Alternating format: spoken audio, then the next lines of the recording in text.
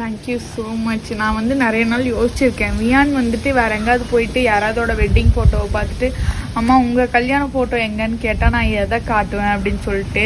Thank you so much Albert.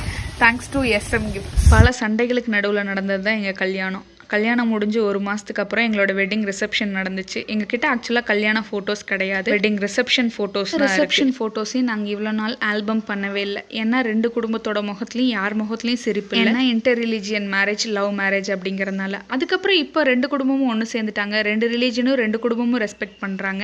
ஆனால் அன்னைக்கு எங்களோட சந்தோஷத்தை கொஞ்சம் இழந்து தான் நின்னமோ, எங்கள் மூஞ்சில் கொஞ்சம் சிரிப்பு கம்மி தான் தோணிட்டு. அதனால இந்த ஆல்பமை எனக்கு சர்ப்ரைஸாக கிஃப்ட் பண்ணுறதுக்காக ஆல்பர்ட் ஆர்டர் பண்ணியிருந்தாரு. பட் அன்லக்கிலேயே அந்த கிஃப்ட்டை வந்து நானே வாங்க வேண்டிய ஒரு நிலைமை. கொரியர்ல இருந்து அவர் வெளியே போயிட்டாரு.